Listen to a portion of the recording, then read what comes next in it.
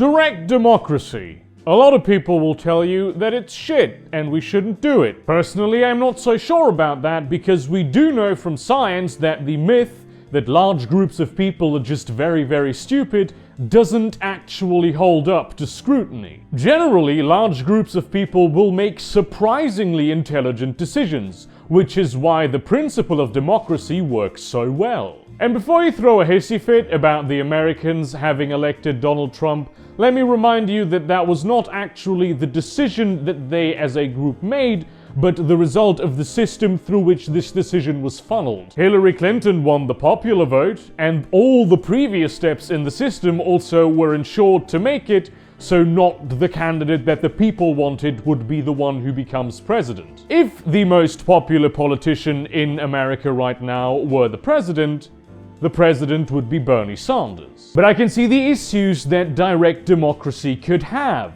You can propagandize the shit out of people, especially on very complex issues that they may or may not be very educated about. So the option we opt for instead is representative democracy, where we just vote for a person, and that person is then invested with the power to represent our opinion. But we all know that this system too has massive issues. We'd all like some more fine-tuned control over specific policy proposals. We'd all like to vote for a candidate that actually represents us instead of just some imperfect amalgam package deal. What if I told you that there is a sweet spot between direct and representative democracy that is on the table? And before I get super deep into this, let me inform you about someone who has gotten a lot deeper into this than this video will at any point, because he's written an entire novel about it, and that is the sponsor of this video. Yes, this is the very first sponsored video on this channel,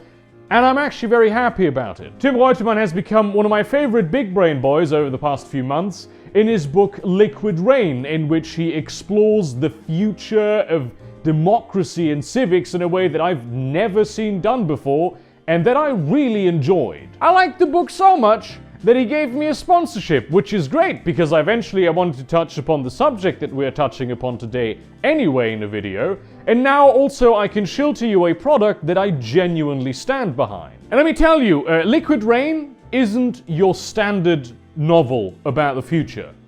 And I say this in the best possible way that this can be said. The book itself is as innovative as the concepts that it explores. So much like the title of Liquid Rain, the third way between direct and representative democracy is liquid democracy. Though some people do call it delegative democracy also, but liquid democracy sounds a lot cooler. One of the main problems in representative democracy is that even though this is how the system is supposed to work, you can't really trust your elected representatives to actually try and enact the policy that they have promised. You have to take their word for it, and you have to take their word for it because you don't really have another option. But you can't really trust these politicians as a person because you do not know them as a person. You know the public version of them that they perform being, but you do not actually have a personal relationship with the candidate that you're electing. You've probably never even seen them in the flesh. Hands up everyone who has a friend they would rather trust with making policy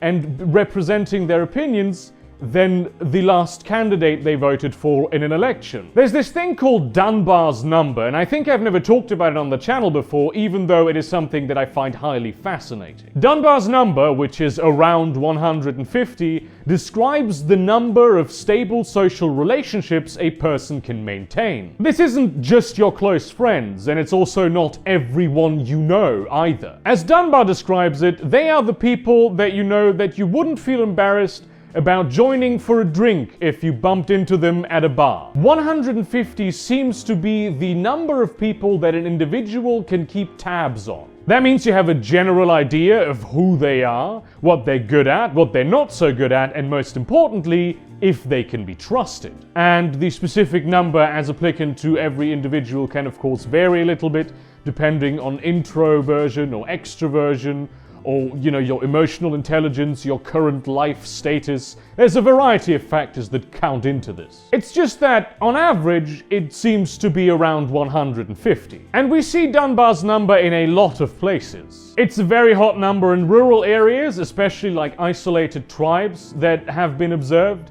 150 seems to be the maximum number of people that can be in such a tribe before it splits up. There's archaeological evidence that suggests that this has been the case for a very long time, and this is corroborated by the fact that different species of primate seem to have their own Dunbar's numbers. As civilizations have advanced and our networks have become larger than just 150 people, we have found ways to hack Dunbar's number so we can ascertain the caliber of a person. One such thing is certificates. You could just come up to me, a total stranger, and tell me you're a neurosurgeon.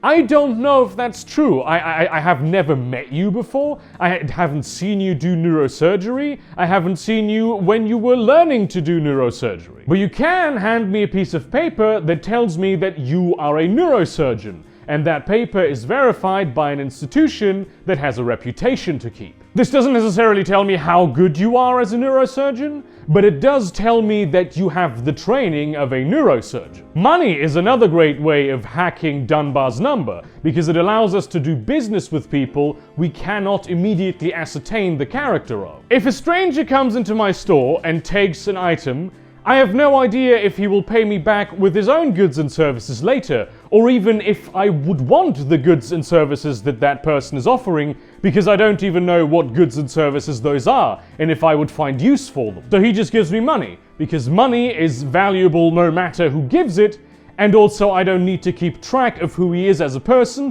what he does for a living, and what he can do for me, because I have the money. Right now we're using social media to hack Dunbar's number, and we have no idea how far that will go. But what if we could hack democracy so it can harness the power of Dunbar's number? That is exactly what liquid democracy is supposed to do. As you are watching this video, probably in your circle of 150, there is at least one person who you would vote for if they ran for office.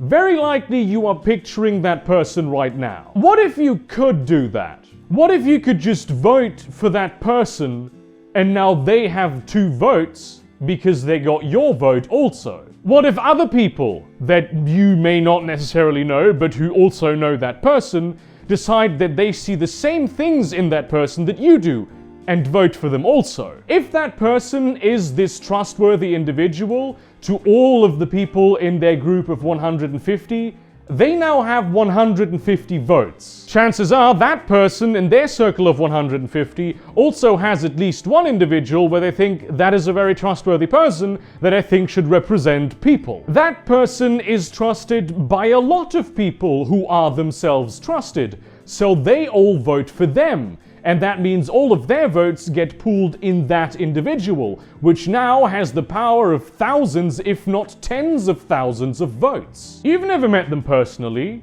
but someone whose judgment you trust trusts them.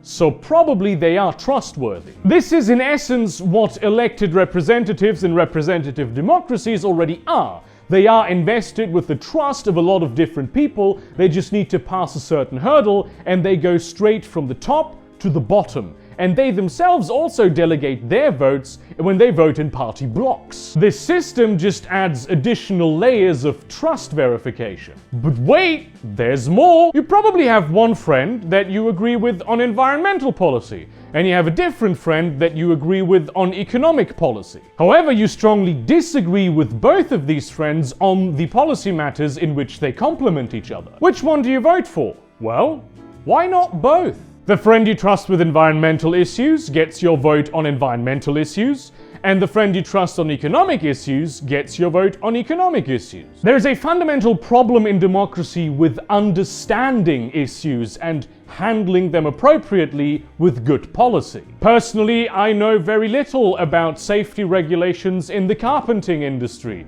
If a vote came up and I had to give my opinion on it, probably it would be a very uninformed vote. However, I do have a very good friend who does know a lot about this. So on the topic of safety regulations for the carpenting industry, I would probably delegate my vote to him. This is a major flaw of representative democracies. You have these elected officials whose skill set is mostly how to get elected and how to outmaneuver other people and possibly how to make policy.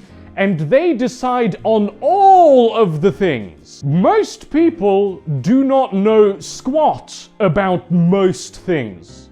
Yet somehow we expect elected officials to know everything about everything and always be able to make the most informed choice. Isn't that like a little absurd? The people who make policy decisions on certain issues should have a very good grasp of those issues. And they should also be able to make the kinds of decisions I would make even if I don't understand the issue at hand. The way we currently handle things, that just isn't possible at all. With liquid democracy, the people who would be making decisions about a certain thing will be the people who understand that thing better than anyone else, and certainly better than any politician ever could. They might even be single-issue voters that only care about one specific thing, like for instance infrastructure. And so the only votes that get delegated to them are votes on the topic of infrastructure. You could have a representative that has tremendous amounts of power in one specific policy area,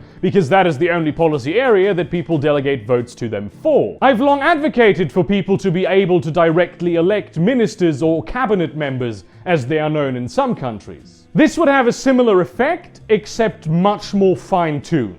But Burger, how would I know if my friend that I gave the vote to just doesn't use my vote to do something I would never do? I mean, voting is secret. You can, of course, even when your vote has been delegated, and especially if your vote has been delegated, see where your vote is going. Once you have accepted someone's vote, that person must always be able to see what you do with their vote, so they can, if they disagree, retract it at any point, or maybe just create a one-case exception because generally they agree with you on this topic, but on this specific issue they do not. So if your friend is voting for an infrastructure bill that you do not agree with because you have learned something about it and you know something about it, you could just decide to withhold your vote in this specific instance, or maybe consider withdrawing the franchise altogether. After all, being able to see which policies our elected officials voted for is a core pillar of democracy.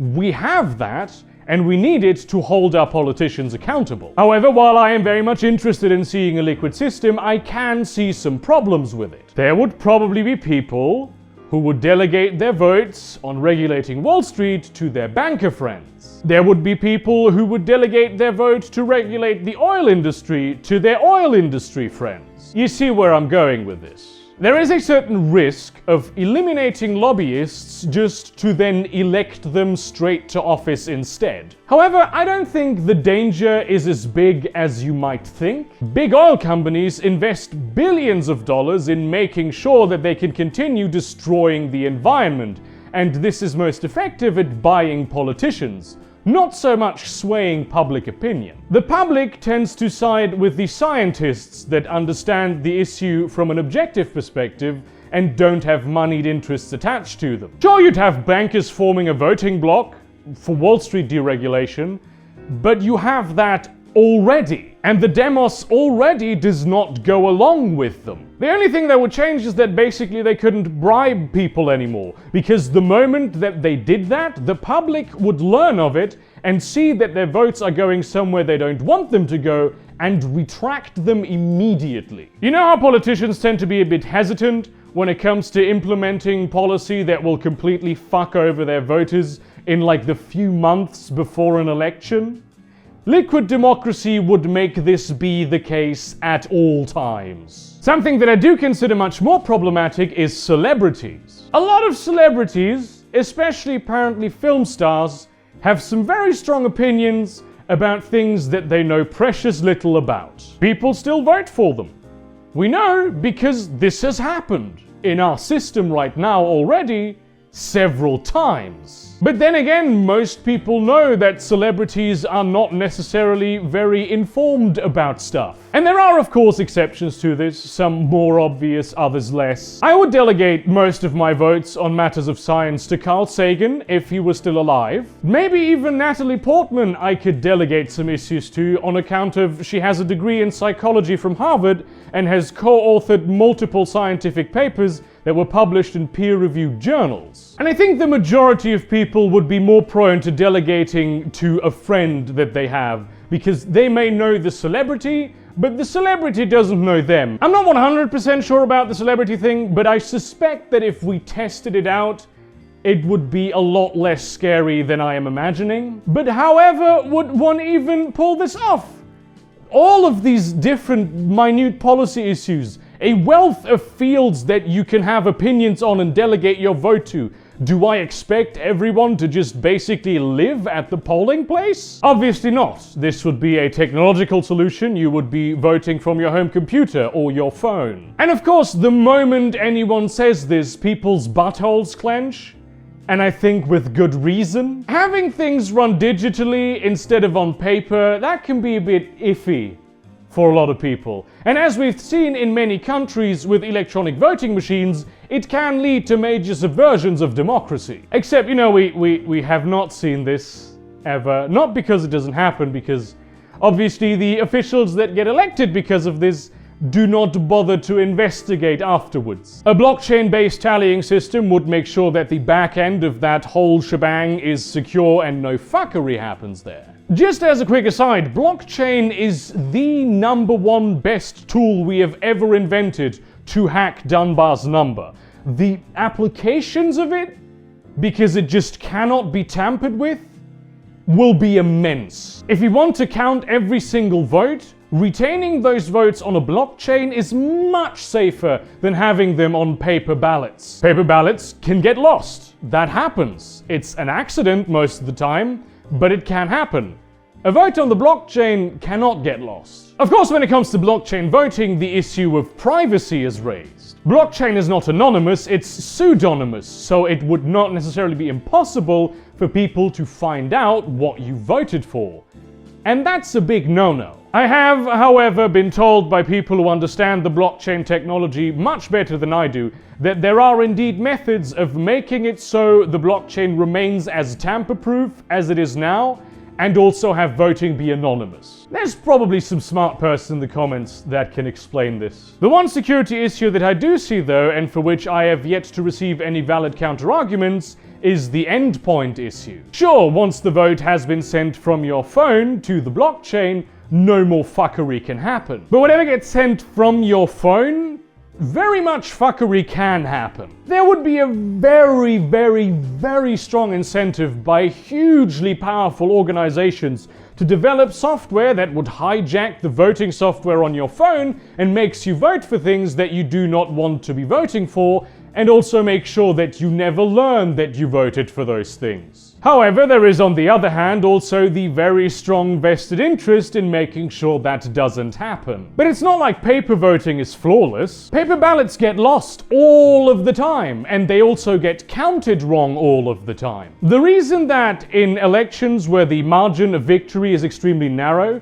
automatic recounts happen is because a lot of the time, many ballots will have been counted incorrectly. By voting on a paper ballot, you are essentially trusting the old ladies that run the election in your local place where you vote to accurately reflect what you voted. With blockchain, this would never be a problem again. All in all, I am very intrigued by the concept of liquid democracy. It is a system that has certain advantages and drawbacks over the other types of democracy, which, you know, that obviously was always going to be the case. You're never going to have a perfect system for anything. There's some people who would argue that you should implement this everywhere, in all branches of government. I would tend to disagree. Ideally, in my mind, we would test this with some sort of permanent, non-binding referendum system, so we always have a very good grasp on what the public thinks. And then eventually, if that works well, we can decide to implement it. I think it should be limited to the legislative branch, probably even one chamber only of a bicameral system, if the stronger chamber. Obviously, constitutional protections still apply, I do not understand why some people, when they hear direct democracy, they immediately go to, oh yeah, and then 49% of the population will just be murdered because the other population will just vote that, and constitutions will cease to exist. I think there should be a greater implementation of direct democracy in the executive branch, manifested through you not only being able to elect your head of state, but also being able to elect the ministers around that head of state. And I really very strongly believe that direct democracy should be kept away from the judicial branch at all costs. Justice is not a matter of democracy. Checks and balances, people. They should always be there. But let's talk about the book. If you're intrigued by liquid democracy in any way, you should probably get that book. I loved it because of its tremendously good exploration of the political ramifications of this system. It doesn't just uncritically have it in there and portray it in a single manner that is a single accurate system of how it must be implemented, but as the main character travels around the world, we see a lot of different versions of how they handle things. And we also hear a lot of different opinions by a lot of different characters on how good or bad this is. There are also themes of virtual reality, social networking, video games, drug use, economics, civics, a lot of different topics that explores very well how the world one day might be. The characters are super interesting, and so frankly is the plot. A lot of these like worldy-buildy type books that are more intellectual exercises than like super thrilling novels lack in that department.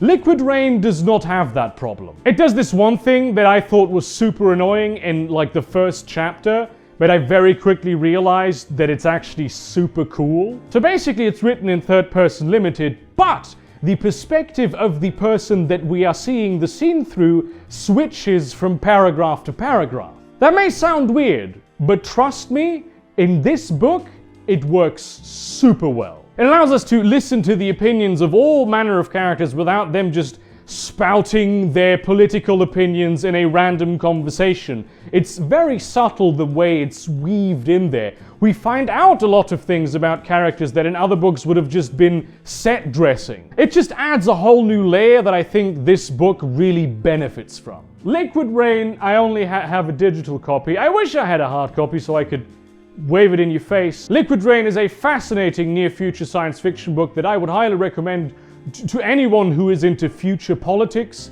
or just wants to read something that is maybe a little different.